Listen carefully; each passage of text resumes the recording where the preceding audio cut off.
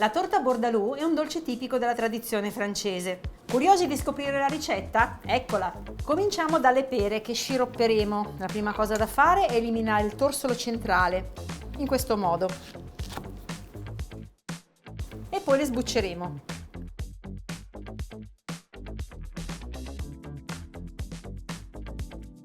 Una volta sbucciate le pere, le taglieremo a metà. In questo modo. Prima di continuare con le altre però preparo lo sciroppo. In un pentolino metto dell'acqua, dello zucchero e 2 stecche di cannella, succo di limone ed estratto di vaniglia. Facciamo sciogliere lo zucchero e portiamo a ebollizione e nel frattempo io continuo con le altre pere.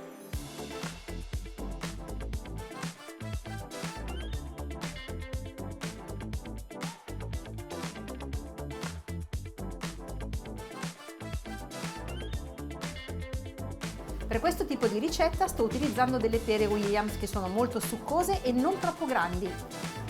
Ok, il nostro sciroppo sta bollendo, quindi ci posso immergere le nostre pere e alla ripresa del bollore le faremo sobbollire per una trentina di minuti. Spegneremo il fuoco e le lasceremo raffreddare dentro lo sciroppo.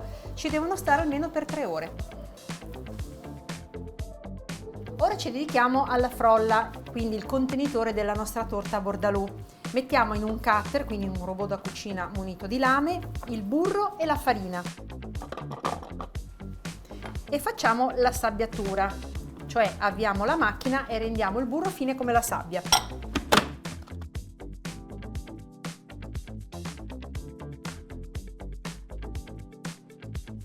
Ora aggiungiamo anche lo zucchero a velo, i tuorli, l'estratto di vaniglia e un pizzico di sale. Azioniamo di nuovo la macchina fino a che compatteremo tutti gli ingredienti.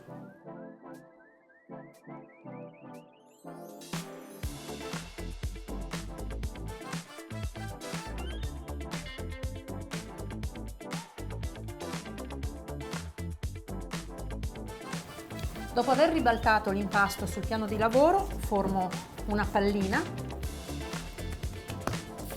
che vado a stendere tra 2 fogli di carta forno. La schiaccio un po'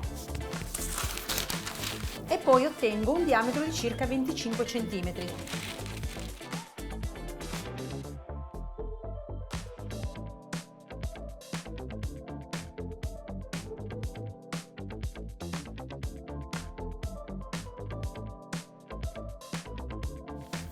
Perfetto, ci siamo. Ora porto la frolla nel frigorifero per almeno mezz'oretta.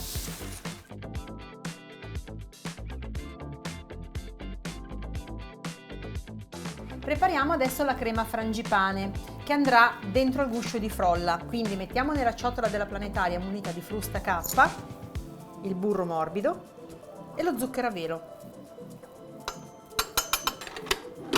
Azioniamo la planetaria e quando questi 2 ingredienti diventeranno una bella crema aggiungeremo anche le uova a temperatura ambiente, poi la vaniglia, la farina setacciata, la farina di mandorle e un pizzico di sale.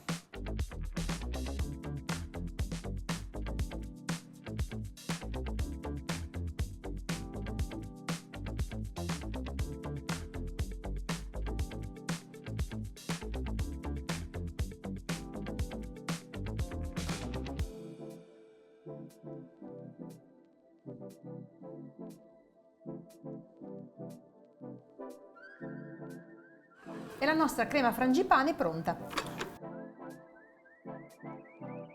Le pere sono pronte e sono fredde. Vado a prendere un piatto e un po' di panno carta perché le vado a sgocciolare.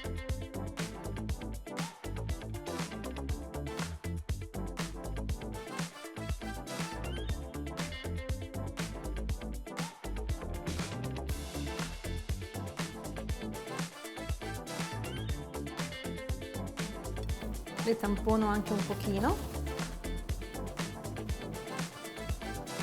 Stiamo attenti a non schiacciarle troppo per non romperle.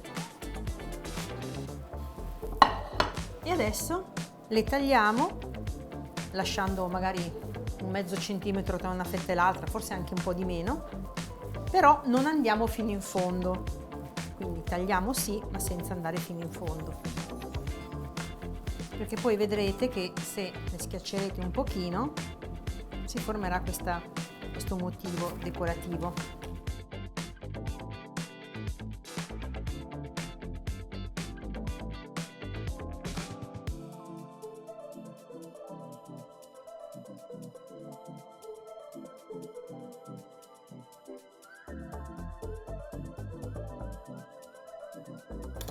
E ora vado a prendere la frolla.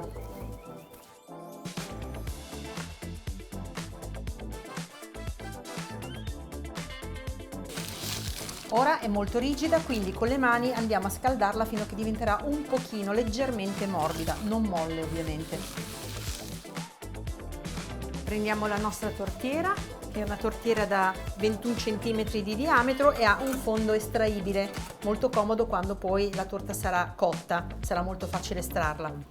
A questo punto io l'ho imburrata e come avete visto sul fondo ho messo anche un cerchio di carta forno per essere ancora più sicuri che non si attaccherà. E adesso ci mettiamo sopra la nostra frolla. E poi la inseriamo dentro la tortiera.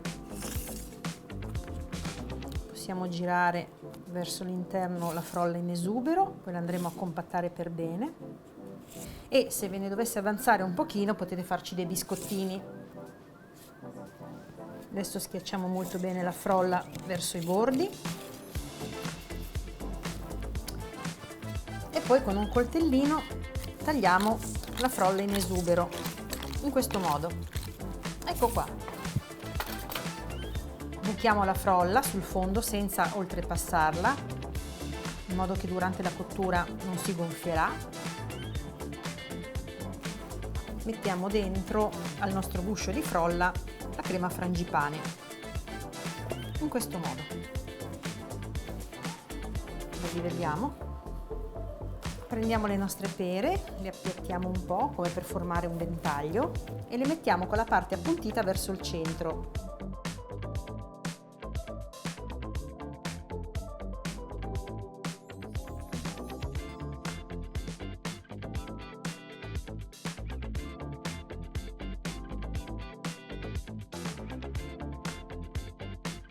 Ora prendiamo un po' di mandorle alla melle e le mettiamo dove ci sono gli spazi con la crema frangipane, quindi tra le pere e anche al centro. E ora la nostra torta bordalù va nel forno statico a 170 gradi per 30 minuti.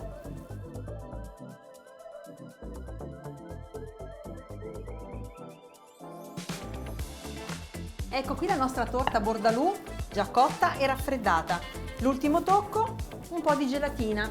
Io utilizzo quella spray, se non ce l'avete potete utilizzare della confettura di albicocche o di pesche, magari leggermente diluita e passata, non deve avere i pezzi.